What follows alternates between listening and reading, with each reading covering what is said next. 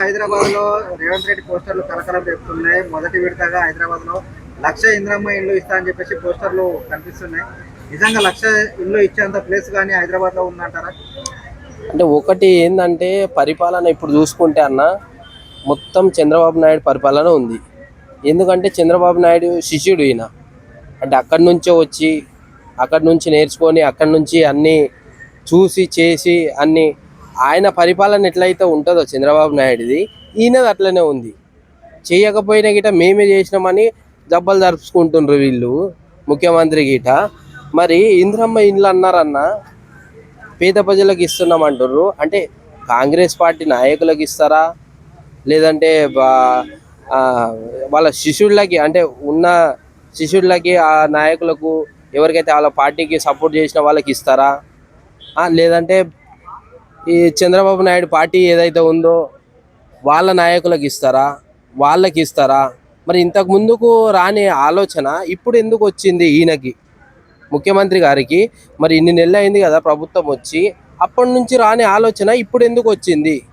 మళ్ళీ హైదరాబాద్లో అంటుండ్రు, మళ్ళీ ఊర్లల్లో అంటుండ్రు. మరి ఈ ఆలోచన మరి ప్రభుత్వం ఏర్పడిన రాజు ఎందుకు రాలే? ఈరోజు ఎందుకు వచ్చింది? ఈరోజు ఇస్తా అంటున్నావు అంటే ఎవరికి ఇస్తున్నావు? అంటే ఇప్పుడు మన మున్సిపల్ ఎలక్షన్ రాబోతున్నాయి, దాని గురించి ఏమైనా ఈ కొత్త డ్రామా మొదలవుతున్నాడు అనుకోవచ్చు అన్న. ఇప్పుడు ముందు ఎలక్షన్లు ఉన్నాయి. ఇప్పుడు ఏదన్నా మనం చేస్తేనే మనల్ని గుర్తిస్తారు ఎవరన్నా. మనకు ఓట్లు వస్తాయి, 4 ఓట్లు కావాలంటే మనం ఏదో ఒకటి చేయాలని ముందుకు వచ్చిండు. అంటే పరిపాలన మొత్తం చూసుకుంటే చంద్రబాబు నాయుడు ఏదైతే పరిపాలన చేస్తుండో ఈయన గిట అదే చేస్తున్నట్టు స్పష్టంగా కనిపిస్తుంది మనకి. ప్రజలు గిట చూస్తుండ్రు.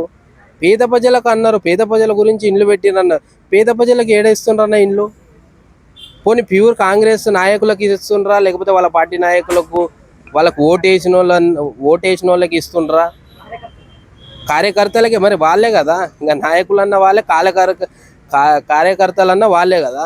అంటే వాళ్ళకి ఇవ్వడానికి ఇది ముందుకే తెచ్చిండ్రా, ముందుకు వేసుకున్నారా ఇది?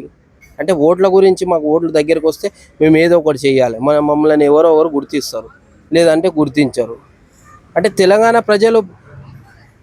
ప్రజలకు ఈ అవకాశం దొరుకుతుంది అంటే లేదు. ఈ అవకాశం పేద ప్రజలకు, తెలంగాణ ఉన్న ప్రజలకు, పేద ప్రజలకు దొరుకుతుంది అంటే లేదు. ఎందుకంటే వాళ్ళ కార్యకర్తలకు వెళ్ళిపోతున్నాయి మొత్తం. వాళ్ళకు అనుకూలంగా ఉన్న వ్యక్తులకు ఇస్తుండ్రన్న. అరే మన ఎమ్మటి తిరుగుతాడు పలానా మనిషి అన్నట్లు వాళ్ళ గురించి తిరుగుతుండ్రు వీళ్ళు. వాళ్ళ వెనకాల ఎవరు ఉంటే వాళ్ళకి ఇస్తుండ్రు ఇండ్లు. కొంతమంది బీఆర్ఎస్ వాళ్ళు అంటున్నారు, ఈ బీఆర్ఎస్ టైంలో కట్టిన ఇల్లునే ఆయననే అన్నాడు కదన్న. అక్కడెక్కడో మూలని అక్కడెక్కడో కట్టిండు అన్నారు. ఊరు బయట కట్టిండ్రు ఇండ్లు అన్నారు. అవి ఇండ్లు కావా? ఊరు బయట కట్టిన ఇండ్లు కావా? అవి గిట కట్టినాయి. కాకపోతే కేసీఆర్ కట్టినాయి. వీళ్ళు పంచిండ్రు, కొన్ని వంచిండ్రు, కొన్ని వంచలేదు. ఇంకా కొన్ని అట్లనే ఉన్నాయి. అవే ఇస్తుండ్రు. మరి హైదరాబాద్లో మేము నడిబొడ్డున హైదరాబాద్లో హైటెక్ సిటీ పక్కనే ఇస్తామంటారు. ఇచ్చిండ్రా? ఇయ్యలే. ఇప్పుడు చెప్తుండు మీకు అక్కడ స్థలం ఉన్నా కట్టుకోండి, లేదంటే అక్కడ కట్టిపిస్తాము మేము, అక్కడ మీరు అప్లై చేసుకోండి, ఇన్ని డబ్బులు అవుతాయి, ఇట్లా అని చెప్పిండ్రు. చేసేది ఎంతనో, నిజం ఎంతనో చెప్తున్నారు కానీ పనులు చేతిలో చేస్తలేరు కదా, ఇస్తలేరు కదా. గతంలో కేసీఆర్ కట్టిన ఇండ్లు ఎన్నో పంచిండ్రు, వీళ్ళు పంచిండ్రు. అంటే సొమ్మోగంది సోకోగంది అన్నట్లు మేము కట్టిస్తే, మా నాయకుడు కట్టిస్తే మీరు పంచిండ్రు దానికి. మా నాయకుడు ఫ్లైఓవర్లు కట్టిస్తే మీరు ఓపెన్ చేసిండ్రు. ఇట్లా రోడ్లు కానీ అనేకవి మేము కట్టించినవి ఈయన ఓపెనింగ్ ఎన్నో చేసిండు.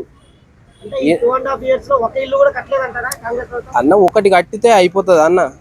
ఒక్కని బాధ తీరిస్తే అయిపోతుందా? మీరు ఎన్ని ఇండ్లు చెప్పిండ్రు, మీరు ఎన్ని ఇండ్లు ఇస్తుండ్రు? ఇందిరమ్మ ఇండ్లు అని పేరు పెట్టిండు. ఒక ఇల్లు కట్టించి నేను మొత్తం జబ్బలు జరుగుడు మొత్తం తెలంగాణలో ఇచ్చిన అన్నంటే అందరికీ నువ్వు చెప్పిన ఒకటి ఇల్లు కట్టించిండ్రు.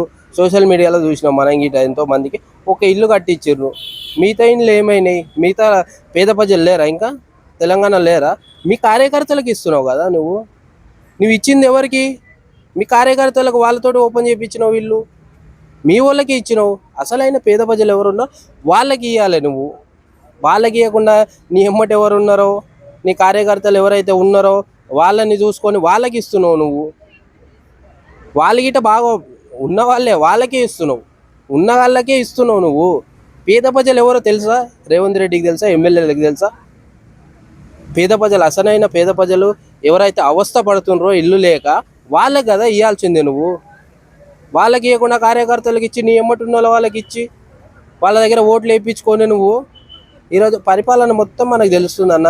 చంద్రబాబు నాయుడు పరిపాలన ఎట్లా ఉందో అట్లా అచ్చుగుద్దినట్లు అట్లా ఉంది రేవంత్ అన్న పాలన. ఎన్నెన్నో చెప్పిండు, ఎన్నెన్నో హామీలు ఇచ్చిండు, తులం బంగారం అని, ఇటు స్కూటీలని, ఇంతవరకు ఏవీ లేవు. సన్న బియ్యం అన్నాడు, అవి గిట లేవు.